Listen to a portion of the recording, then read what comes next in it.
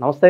ఈరోజు మన స్టూడియోలో ప్రముఖ ఆధ్యాత్మికవేత్త, జ్యోతిష్య వాస్తు పండితులు బ్రహ్మశ్రీ ఉమామహేశ్వర సిద్ధాంతి గారు మనతో ఉన్నారు. గురుగారితో మాట్లాడదాం. గురుగారు నమస్కారం. ఆయుష్మాంతవ. గురుగారు, మార్చి నెల 2025 ధనుసు రాశి వారి పరిస్థితి ఎలా ఉండబోతుంది? ఎలాంటి రెమెడీస్ చేసుకోవడం ద్వారా మంచి ఫలితాలు ఉంటాయి అంటారు? ధనుస్సు రాశి వారి సంవత్సర క్రితం నుంచి మొన్న ఉగాది నుంచి శుభ ఫలితాలనే చెప్పుకుంటవచ్చు. ఇప్పటికి కూడా శుభ ఫలితాలనే చెప్పచ్చు. ధనుసు రాశి వారికి బాగానే ఉంది.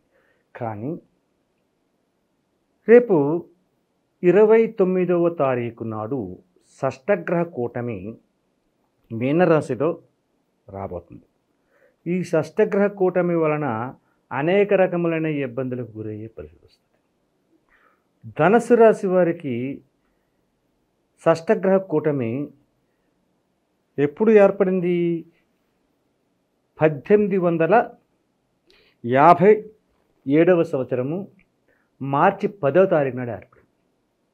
1857 ఈ మే నెల 10వ తారీఖు నాడు ఏర్పడింది షష్టగ్రహ కూటమి మీనరాశి యందు.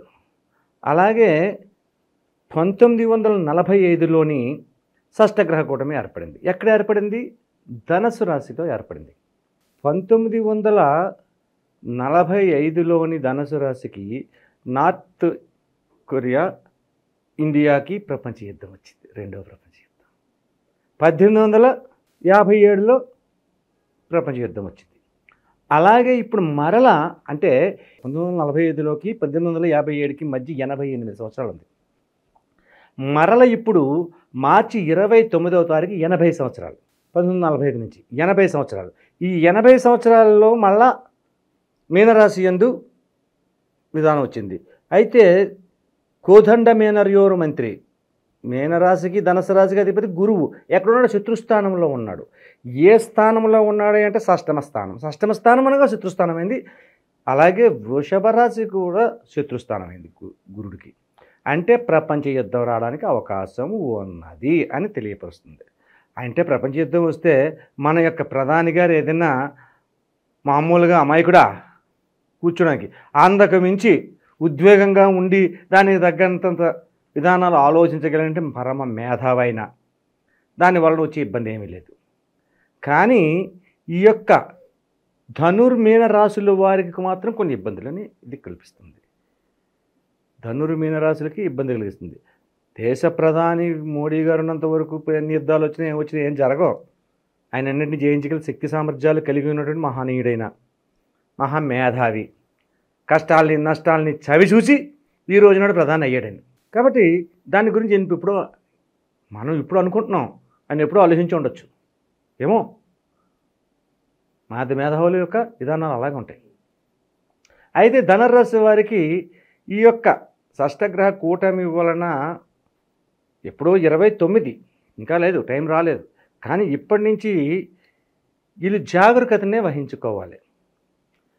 వీరికి వృత్తి, వ్యాపార, ఉద్యోగ, వ్యవహారంలో ఏ విధమైన నష్టాలు కష్టాలు చూడరు. కానీ అనుకోని విధములుగా దూర ప్రయాణములు చేసేవారు జాగరూకతను వహించుకోవాలి. ఆరోగ్యపరమైన ఇబ్బందులకు గురయ్యే పరిస్థితి వస్తుంది. మిత్రుల వలన నష్టము, కష్టము, బంధువుల వలన లేనిపోని అపవాదులు పొందడం, కలహములు కలగడానికి అపవాదులు, నీలాప నిందలు అంటారు. నీలాప నిందలు అంటే జరగలేదు, ఇక్కడ జరగని దానిని జరిగినట్టుగా చూపించడం, జరగని దానిని జరిగినట్టుగా చూపించడం. ఇక్కడ ఏం చేయలేదు, నిందల పాలవుతూ ఉంటారు, నిందలు అంటారు, నీలాప నిందలు. అది ఎంతవరకు జరిగింది? ఎవడు చూశాడు? ఎవడో చెప్పేశాడు, ఇదిగో పులి అన్నాడు, అదిగో తోకన్నాడు. అటువంటి విధంగా నిందల పాలవడానికి ఈ యొక్క ధనుర్రాశి వారికి ఎక్కువగా ఉంది. ఎవరి వల్ల అవుతున్నారంటే బంధువుల వల్ల అవుతున్నారు. తిన్నంటి వసలు లెక్కెట్టే వాళ్ళే బంధువులు. అంటే ఇప్పుడు నేటి సమాజంలో బంధువులందరూ రాబంధువుల కింద మారిపోయారు. బంధువర్గం ఏమో పెద్దగా ఏం చూస్తలేదు. నన్ను ముట్టుకోకు, నామాలుగా కానీ దూరంగానే ఉంటున్నారు. అటువంటి విధానాలు ఉన్నాయి. అయితే ఇందులోని ఉద్యోగ రంగంలో వరకు, వృత్తి రంగంలోని, వ్యాపార రంగంలో ఉన్న వరకు ఏ విధమైన ఎన్ని బాధలు ఉన్నా, ఎన్ని అపవాదులు వచ్చినా ఈ వ్యాపారాలు బాగానే సాగుతున్నాయి. ఎక్కడ నష్టదాయకమైన పరిస్థితుల్లో లేరు. విద్యారంగాన్ని తీసుకోవాలి. ఇక్కడ ఎందుకు విద్యారంగాన్ని తీసుకోవాలి? కుజుని దృష్టి ఈ ధనుర్రాశి మీద పడి ఉంది. ధనుర్రాశి మీద పడి కుజుడికి ఏ స్థానంలో అంటే వృషభ రాశిలో గురువు సంచారం జరుగుతుంది. కుజుడు కేతువుని చూస్తున్నాడు. తర్వాత ధనుర్రాశిని చూస్తున్నాడు. మకర రాశిని కూడా చూస్తున్నాడు అనుకో, అది ఇందాక చెప్పేసుకున్నాం. ఈ యొక్క విధానంలో ఉన్నప్పుడు ఏం చేయాలంటే విద్యా విధానంలో యోగదాయకమైన స్థితిని పొందాలంటే కుజితత్వ విధానాన్ని పాటించుకోవాలి. ధనుర్రాశి వారు గురుడు కుజుడికి శత్రువు కాదు, మిత్రుడే. యోగదాయకమైన స్థితిని కలిగించాడు. విద్యుత్కాంత సమప్రభం అనేది ఒక మంత్రం ఉంటుంది, కుజ మంత్రం.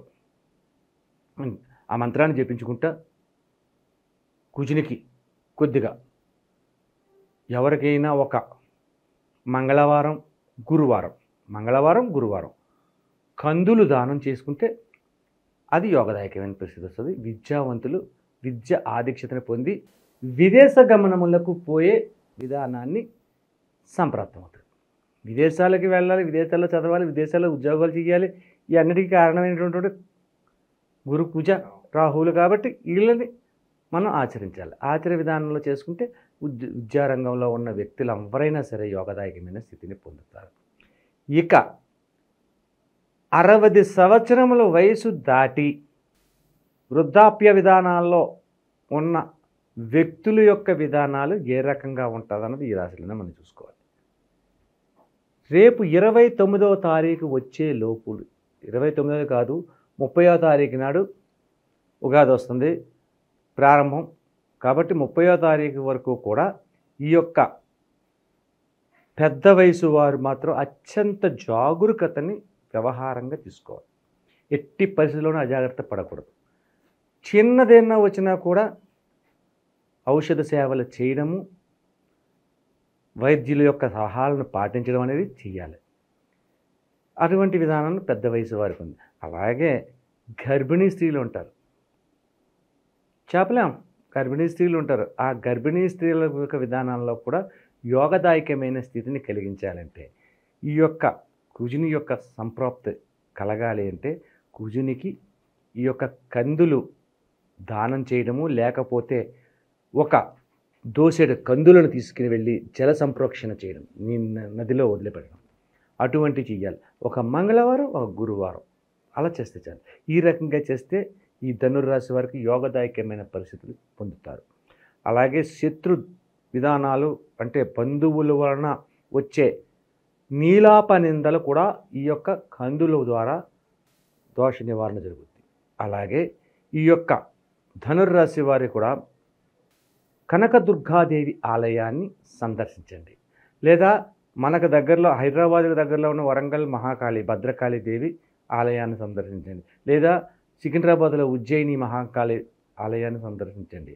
అలాగే ఈ యొక్క ధనుర్రాశి వారు దుర్గా ఆరాధన చేయడం వల్ల అనేక రకమైనటువంటి శుభదాయకమైన ఫలితములు కలమురళీవర వాజిత కూజిత కోకిల మంజుల మంజురతి మిలిత మిలింద మనోహర రంజిత గుంభిత శైలని కుంజరితే జయ జయ హే మహిషాసురమర్దిని రమ్యక పద్దిని శైలసుతే.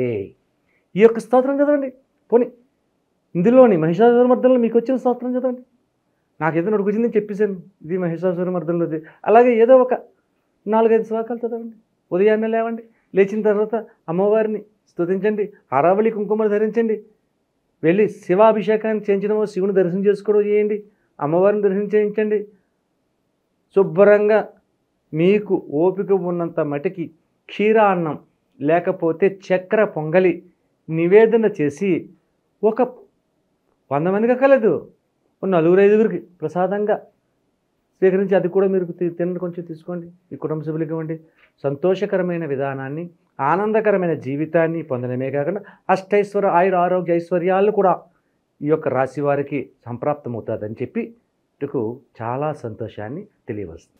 మార్చి నెలలో ధనుసు రాశి వారికి ఎలాంటి ఫలితాలు ఉంటాయి, ఎలాంటి రెమెడీస్ చేసుకోవాలి, మీ మాటల్లో చాలా చక్కగా వివరించారు గురుగారు. ధన్యవాదాలు. ఆయుష్మాన్ భవ.